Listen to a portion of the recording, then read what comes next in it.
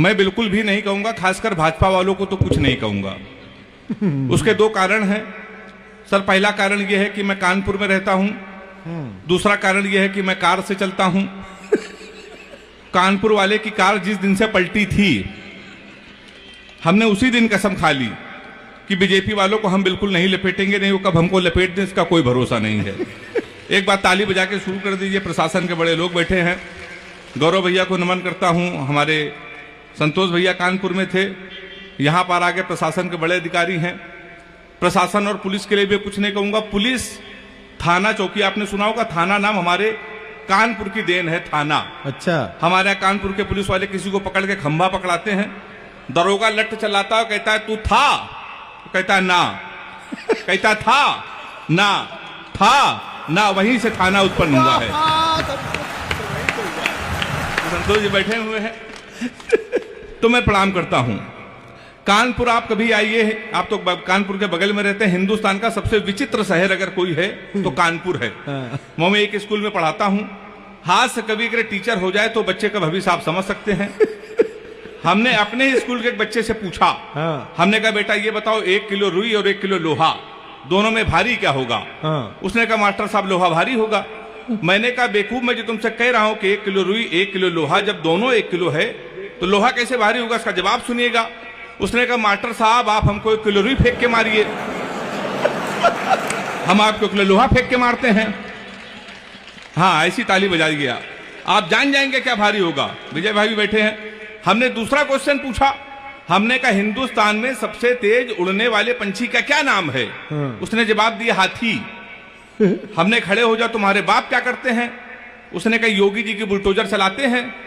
हमने कहा बैठ जाओ, हाथी सही जवाब। बहुत अच्छा।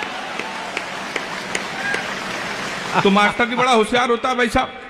मैं उसी कानपुर से आया हूं। इतना अद्भुत शहर हमारा है। कभी आप बनारस जाइए, आप तो जाते ही होंगे, बनारस जाइए, रेलवे स्टेशन पर उतरिए, वहां लिखा रहता है बनारस का पान आपका स्वागत करता है। कभी आप जाइए, आप कभी आगरा जाइए, वहां उतरिए, वहां लिखा रहता है आगरा का पीठा आपका स्वागत करता है। हमारे कानपुर आइए, रेलवे स्टेशन पर उतरिए, वहां लिखा रहता है रूपानी चप्पल आपका स्वागत करता है। मैं उसी कानपुर से आया हूं साहब। अभी दादा कुमार सर के आशीर्वाद से मैं लाफ्टर चैलेंज में पहुंचा। मैं जब वहां शूटिंग कर रहा था तो वहां से आया तो सर मेरी घड़ी खराब। मैंने गौरव भैया जीवन का सबसे बड़ा पाप ये किया, कानपुर वाले से टाइम पूछ लिया, हमारी घड़ी खराब। हमने कहा टाइम क्या हो रहा है? तो हमसे कहने लगा ऐसा गुरु तुरंत यहां से निकल लो, टाइम बहुत खराब है। और हमारे मुंह बिल्कुल मन लगना, नहीं तो तुम्हारा टाइम भी खराब हो जाएगा। तो हमने कहा टाइम न बता दे, ये बता दे तेरा मूड क्यों खराब है? तो उसने कहा भाई साहब एक लड़की से हमने इतना कहा कि बड़ी कमजोर है, कुछ खाया कर, वो हमारा 50,000 रुपए खा गई। तुम साले हमारे मुंह लगे हुए हो, हमारे मुंह बिल्कुल में लगना बहुत भरे बैठे हैं। तुमने कहा ऐसा क्या है? कहने लगा है कुछ नहीं, एक लड़की के चक्कर में 5 साल से लगे थे, हम समझते थे हमसे प्यार करते, मुझसे प्यार करते हैं, तो इसमें हुआ क्या? कहीं हुआ कुछ नहीं भाई साहब, हमारे नगर निगम का चुनाव चल रहा है, उसको मिल गई है पार्षद की टिकट। पूरे शहर में होल्डिंग लगी है युवा दिलों की धड़कन पुष्पा पाल। तुम साले हमसे टाइम पूछ रहे हो? लोग तो नारा लगा रहे हैं मोहर मारो तान के पुष्पा को पहचान के। कल एक लड़का कान में नारा लगा रहा था, इस बार हाथ उठा के ताली बजाना, लैया बड़ी करारी है, पुष्पा पाल हमारी है। तो सब हमारा उत्तर प्रदेश सबसे अद्भुत है। सर तो हमारे दिल्ली से आए हुए हैं। आप कभी दिल्ली जाइए, बंबई जाइए, बंबई के लोग अगर पैसा आ जाए तो अपने बच्चों का कैरियर बनाने के लिए सर करोड़ों खर्चा करते हैं। हरियाणा के लोग अपने बच्चे को स्टार बनाते हैं, स्पोर्ट्स में भेजते, करोड़ों खर्चा। उत्तर प्रदेश एक ऐसा प्रदेश है जहां कैरियर बनाने के लिए कोई खर्चा नहीं। 250 का कुर्ता लीजिए, 350 का सफेद पैजामा, 50 रुपए का काला चश्मा, 40 रुपए गले में डालने वाला अंगोछा। हमारे यहाँ तैयार हो जाता है युवा हृदय सम्राट। ये केवल हमारे उत्तर प्रदेश में होता है सर। तो मैं उसी उत्तर प्रदेश का रहने वाला हूं। लोग बड़ी तुलना करते हैं तुम्हारा उत्तर प्रदेश कितना नकारा है, कितने आलसी लोग हैं। अभी जब हरियाणा के बच्चे ने भाला फेंक के स्वर्ण पदक जीता, तो एक वीर रस के कवि ने हमसे कहा अगर यही भाला हम पाकिस्तान में फेंक दें, पाकिस्तान तो निपट जाएगा। हमने कहा इसमें हिंदुस्तान की बेइज्जती है, भाला इतना बड़ा, पाकिस्तान इतना बड़ा। 4 लाइन में मैंने पाकिस्तान को निपटा दिया है। अगर वो निपट गया हो तो मुझे तालियां बजा के मुझे बताना। मैंने लिखा कपड़े जिस पे टंगते हैं वो कीली फेंक के मारेंगे, कसी हुई ना मिल पाई तो ढीली फेंक के मारेंगे, जो भाला फेंका नीरज ने वो चीन की खातिर रखा है। पाकिस्तान तुमको तो हम तीली फेंक के मारेंगे। हम लोग सब ऐसे ही निपटा देते हैं पाकिस्तान को। लोग बड़ी तुलना करते हैं, पाकिस्तान हमसे कहता है हम कश्मीर ले लेंगे, कश्मीर ले लेंगे, कश्मीर ले लेंगे। हमने कहा बेवकूफ पाकिस्तान, सीमा हैदर तो हमसे ले नहीं पा रहे हो, तुम हमसे कश्मीर ले लोगे। तो लोग बड़ी सब तुलना करते हैं कि हरियाणा के लोग स्वर्ण पदक जीतेंगे, उत्तर प्रदेश के लोग कितने नकारा हैं। हमने कहा इसमें बहुत बड़ा अंतर है। हरियाणा का बच्चा सर सुबह 4 बजे जगता है, सबसे पहले जाता है जिम, 4-5 घंटे जिम करता है, वहां से आता है 4-5 किलो फल खाता है, वो सो जाता है। शाम को 5 बजे फिर वो सो के उठता है, फिर वो जिम जाता है, फिर 4-5 किलो फल खा के 2-4 घंटे टहल के सो जाता है। हमारे उत्तर प्रदेश के लड़के कानपुर मल्लावा के 9:30 बजे सुबह सो के उठते हैं, वो भी तब जब उनका बाप उनको लतियाता है। सबसे पहले वो जाता घर के नजदीक पुलिस चौकी, दरोगा के साथ एक सेल्फी लेता है, फेसबुक पे पोस्ट करता है नए चौकी इंचार्ज रामकिशोर कनौजिया भाई साहब का सानिध्य प्राप्त हुआ। ताली हाथ उठा के बजाय एक बार जोरदार। क्या बारीक बात पकड़ी है भाई। ये हमारे उत्तर प्रदेश में होता था।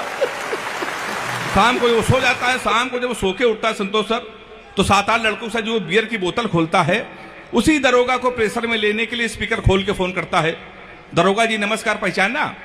अब दरोगा जी समझते गुरु, उस समय इसके मुंह न लगो, इस समय तो उसके लगी हुई है। दरोगा उसका फोन काट देता है, फिर वही दरोगा 12 बजे मारते मारते उसको थाने लेके आता है। अब की सेल्फी डालता है वो दरोगा, गुड्डू भैया 100 ग्राम चरस के साथ धरे गए। फिर गुड्डू भैया की होती रात भर कुटाई। 3 दिन बाद लोकल विधायक उसकी पैरवी करता है, फिर वो छूट के आता है, फिर वो विधायक बनता है। हम कवियों को बुला के सुनता है, ताली बजा सकते हैं। गौरव भैया यहाँ के लिए नहीं है, हमें सुरक्षित कानपुर भी जाना है। तो हमारा उत्तर प्रदेश बहुत अद्भुत है। 2-4-5 मिनट केवल मैं आपके और रहूंगा। रश्मि जी, गजेंद्र प्रियांशु जी श्रृंगार के बहुत बड़े कवि हैं। ये लोग आएंगे, आपको प्यार मोहब्बत की बातें बताएंगे, भटकाने की कोशिश करेंगे। मैंने प्यार मोहब्बत के विषय में सर कोई कविता नहीं लिखी, ऐसा नहीं कि कोई प्रेमिका नहीं है। योगी जी की सरकार, जब योगी जी की सरकार उत्तर प्रदेश में नहीं थी तो 15 प्रेमिकाएं थी। जिस दिन योगी जी उत्तर प्रदेश के मुख्यमंत्री बने, हमने सबसे राखी बंधवा लिया, क्योंकि सर्वाधिक कुटाई किसी की यूपी में हुई तो प्यार करने वालों की। तो मैं प्यार मोहब्बत से बहुत दूर रहता हूं सर, दूर से ले रहता हूं। लड़कियों की बीमारी है, किसी लड़की से कोई क्वेश्चन पूछ लो तो इतना उठपटांग जवाब देती हैं। हमने एक लड़की से पूछा, हमने कहा तुम्हारा फेवरेट कलर क्या है? कहने लगी स्टूपिड कहीं के। कोई मेच्योर क्वेश्चन नहीं पूछ सकते। तो हमने पूछा, हमने कहा 0.8 मिलीलीटर सल्फ्यूरिक एसिड को न्यूट्राइज करने के लिए कितने मोल बाइकार्बोनेट की जरूरत पड़ेगी? तब उसने बता रहा हमारा फेवरेट कलर पिंक है। तो मैं बहुत दूर रहता हूं साहब प्यार मोहब्बत से। मैं तो इतना दूर रहता हूं, लड़कियों की एक बीमारी और है, किसी लड़की को आप गौर से देख लो तो कहेंगी देखो कैसे कुत्ते की तरह देख रहा है, ना देखो तो कहेंगी कुत्ता देख भी नहीं रहा है। तो साहब मैं बहुत दूर रहता हूं।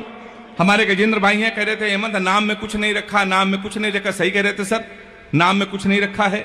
मुस्कान नाम था उसका, वो हमारा नुकसान करके चली गई।